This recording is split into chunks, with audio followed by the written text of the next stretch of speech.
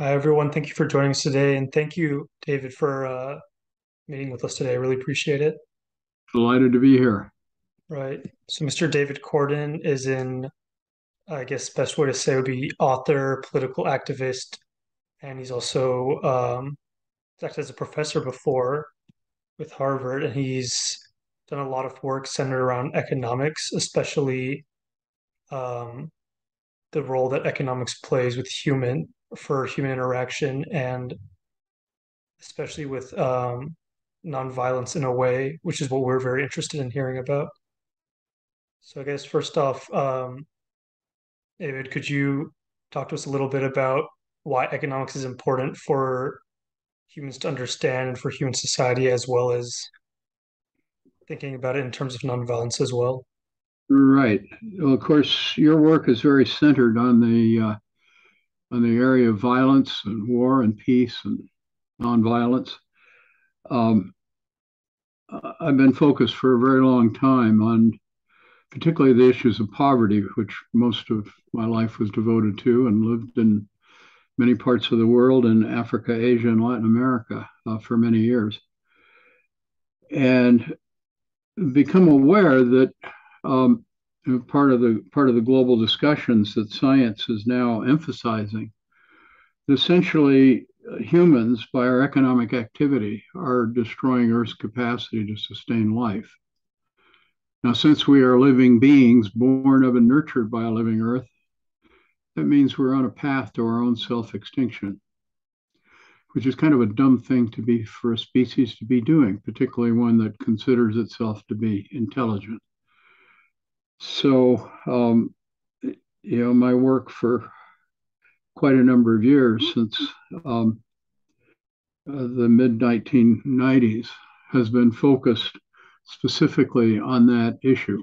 Why why are we headed for self extinction, and what are the alternatives? And that's what gets us into these discussions about economics versus egonomics. Um, because basically the economics that is taught in our schools is what I call egonomics. Actually, I'm not distinctive in that naming.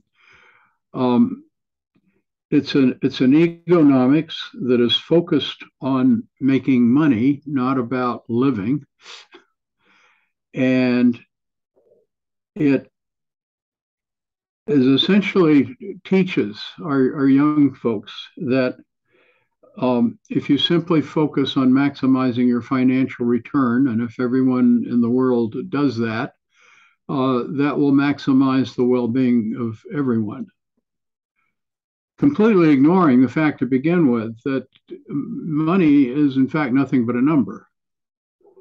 Maybe on a piece of paper, it may be even engraved in a piece of metal. Most of it is simply a number in a computer hard drive someplace. That's our modern money. And if you step back, we've created a world in which if you don't have money, you can't live. You can't get access to water, to food, to a place to live, or any of the other essentials of life. But at the same time, that thing we call money has no intrinsic value. If you're caught on a desert island, you may have a crate of gold or dollar bills or whatever, but they're absolutely worthless. You can't eat it, you can't drink it. It's not going to keep you cool or warm or anything else. Um, and yet, we end up organizing our whole economy and our whole lives around making money. And that is the thing that has put us on a path to self extinction because we are mining the earth, we are polluting our waters, we're destroying Earth's the fertility of Earth's soils, all the things that are actually absolutely essential to our human well being.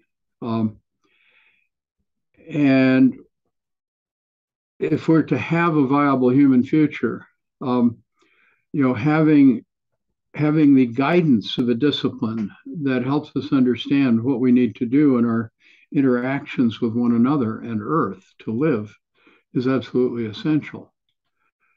But it has to be an economics that is focused not on finance, but on the well-being of life and living systems. And one of the extraordinary experiences of my life was I was at a conference in Spain back in it was about 1990, I believe it was 1997, and this actually quite tiny woman, obviously of Asian extraction, she was Chinese, Chinese ethnicity, walked up to me and said, introduced herself as Dr. Maywan Ho. She says, I'm familiar with your work. I'm a new biologist, and what I'm doing may be relevant to what you're doing. Great. But then we went our separate ways in the conference and so forth. But we ended up actually on the same airplane flying to London from Spain. And we ended up arranging to sit together, and it was just absolutely fascinating. She pointed out to me the very obvious fact of each of our bodies, that each human body is comprised of literally tens of trillions of individual living cells that organize together to create this vehicle of our consciousness and instrument of our agency. Now, it's one of these things that is obvious when it's pointed out, and yet at the biology of that time, and this is also very relevant to the situation we're in, that biology has been essentially waking up to these fundamental aspects of life, that life is not mechanistic, life is alive. And what does that mean? It means you have these very complex interrelationships between organisms and interdependence that is summarized in the South African term Ubuntu, I am because you are. But also I am because not only you are, but also the cells are and the earth is. And, essentially life depends on life. So we actually, our economics has actually been changing slower than our biology. Biologists are beginning to recognize this in the lives of trees and plants and all the complex relationships between animals and between cells and between even between fungi and bacteria, and the difference between the beneficial bacteria, viruses, and so forth, and the harmful ones like COVID.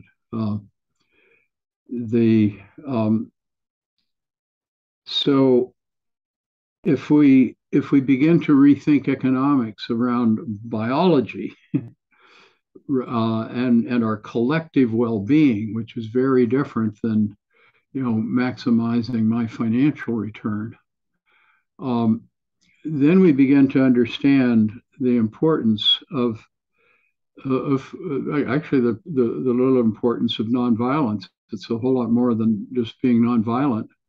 It is recognizing that we absolutely depend on each other, and that we are, when we engage in violence, we're upsetting the whole framework of life. And we not only need to not be shooting each other, we actually need to be caring for each other.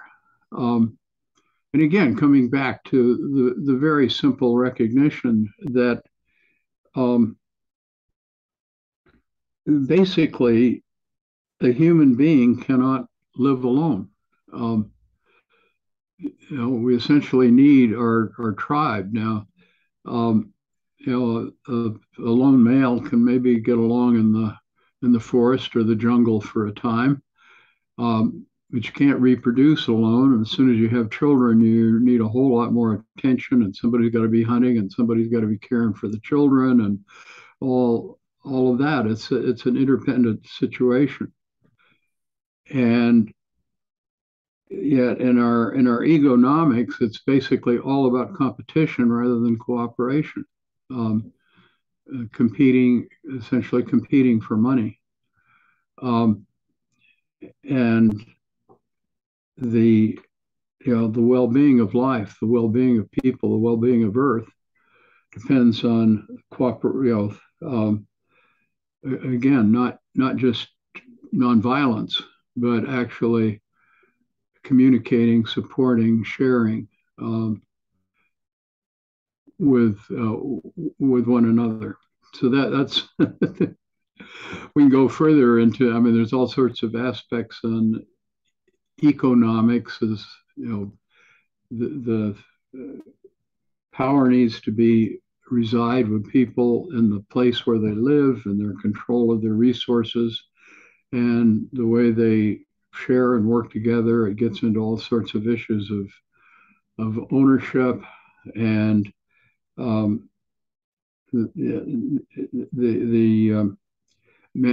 the recognition and management of the commons, et cetera, et cetera.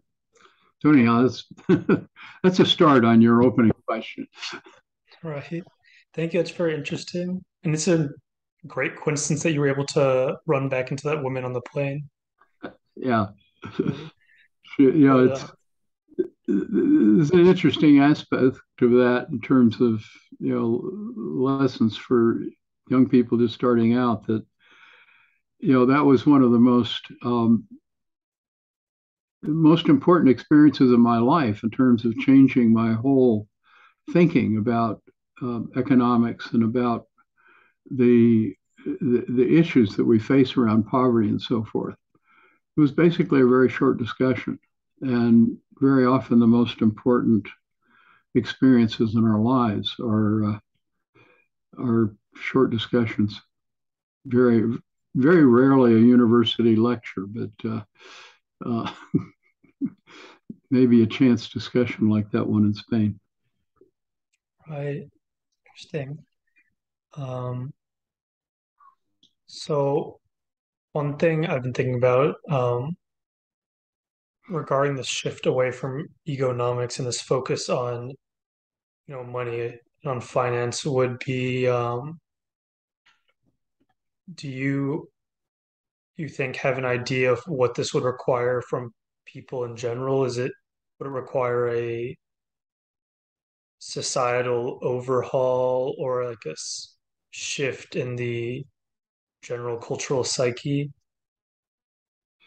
Yeah, that's again another big, very, very big question. Right. It, it absolutely requires deep shifts in our institutions, but it also requires a deep shift in our basic understanding of ourselves.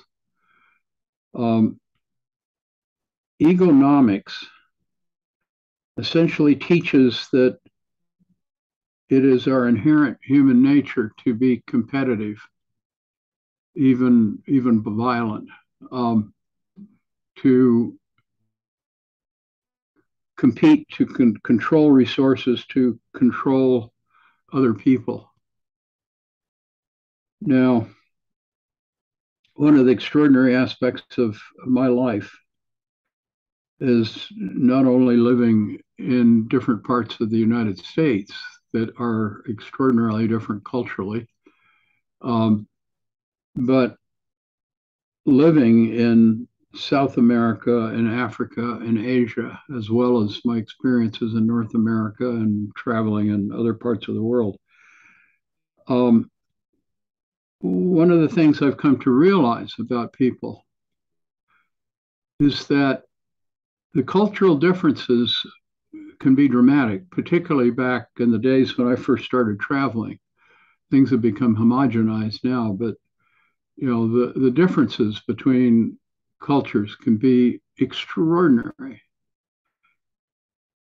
And yet, if you're paying attention, you realize that most people, irrespective of what part of the world they come from or their cultural identities, um, most any place I ever was, I could always count on people being willing to help me. And I've come to realize that not only do people want to help you? That's part of what brings them joy in their own lives. That we thrive on being useful and helpful to life. I quite marvel at my wife, who, has been part of my international adventures, and she was a pioneer in the financial foundation world on how we transform bureaucracies to support community control of agriculture, of forestry and irrigation. But living here in Bainbridge, the thing that gives her most joy is actually going out and tending her garden and caring for the plants and harvesting vegetables and taking them to our local helpline house for people that need help with their food. That's just the highlight of her life. And I think that captures the truth about most people. Now, we do have obviously ego-driven people who actually get joy from harming others, and Donald Trump would be a great example that we could all point to. But these are exceptions. They are not the norm. They are not the characteristic, represent the characteristics of humanity. And again, that's part of the fallacy that Egonomics teaches, that we have to move beyond. And it's foundational to economics, that it's about understanding our relationships, understanding our interdependence, and organizing in ways that relate both to Earth and to one another in wholly different ways. And we may use money as a tool, but only a tool. It's not a purpose. Anyhow, pick up from that. Where do you want to take it next? Right. So touching on the last thing you said about money being useful as a tool still, so do you believe going forward that money still performs an important role, or do you believe it has too strong of a depersonalizing aspect that harms our desire to help others or to work with others? It's most useful in facilitating as a token of exchange between strangers. And we will always have need for exchange between strangers. But the court, well, let me come at that in a little different way. Part of the understanding of money, you may recall that I made the obvious observation early on that in our current economic system,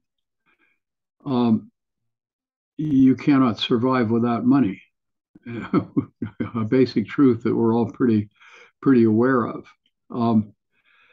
Now, if you go back to earlier humans, and even in the time of my own childhood and when I was starting out, beginning to travel around the world, it was a time when probably the majority of the world's people still lived off the land. And traditional peoples generally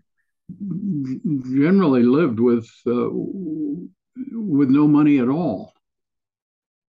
And so economists would consider them absolutely poor, but they had reasonable diets, they had reasonably secure places to live. They looked out for each other. They had their medical devices. They lacked some of our modern facilities like immunizations and so forth.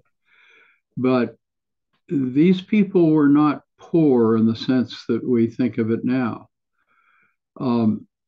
And they had much better, more comfortable lives than the people that we know in this country now as the homeless, who live out of some kind of bag on a street corner.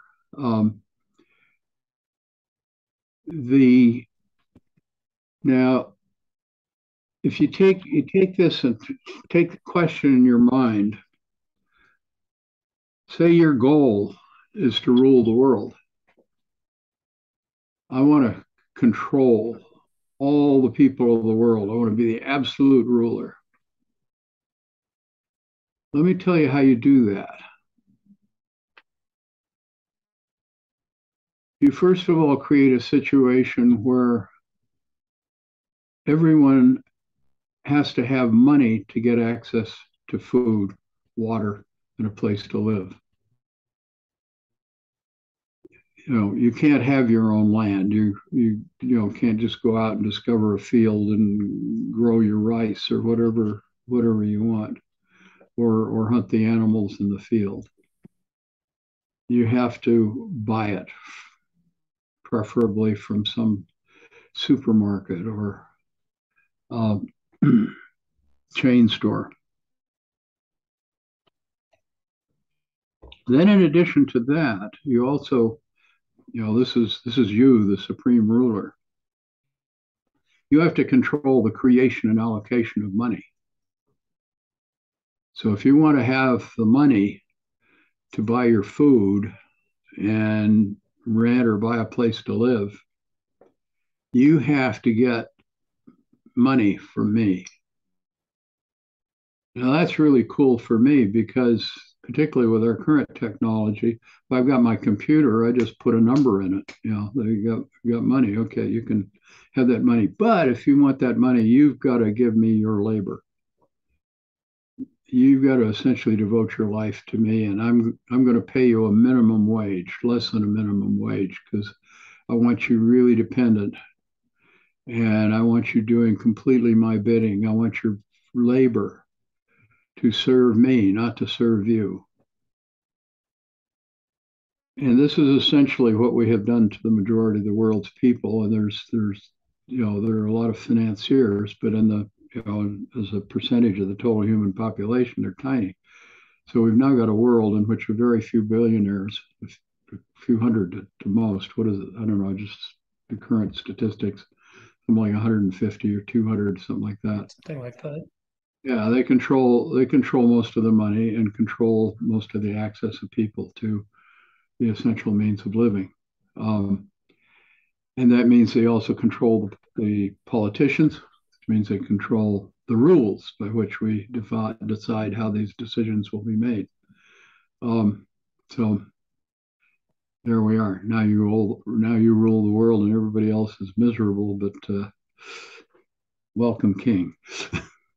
Do you think one thing that you mentioned, I remember, was the need to cooperate and not fall into basically competition over jobs or money in order to overcome the current system, Yes. right? Is there, I mean, obviously that seems difficult to do because, Yeah. like you talked about, the current system encourages this competition. So is there a way to, do you know of any small ways that people could help cooperate with each other or learn to cooperate with each other or work together? Yeah, that's a very good question, and there are no simple answers. Mhm. The shift starts with what's in our mind. So long as we believe the ego economists, that really it's all about money and competition, we're not even looking for the answers to the questions that you just raised. But it's also why I think a lot of the most important initiatives that are going on are in local communities, where there are just enormous numbers of things going on around the world in terms of like here on Bainbridge, one of the projects my wife is involved in is um, redesigning our streets so that they are friendly to walking and to bicycles. And the goal is to reduce our dependence on automobiles.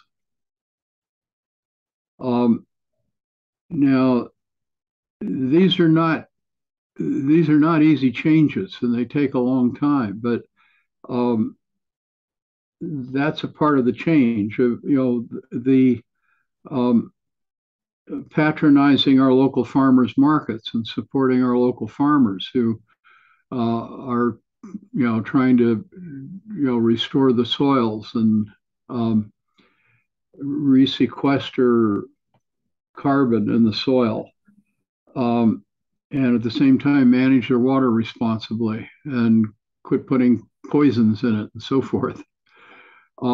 These kinds of initiatives are taking place all around the world in local communities, and I think that's where much of the change begins.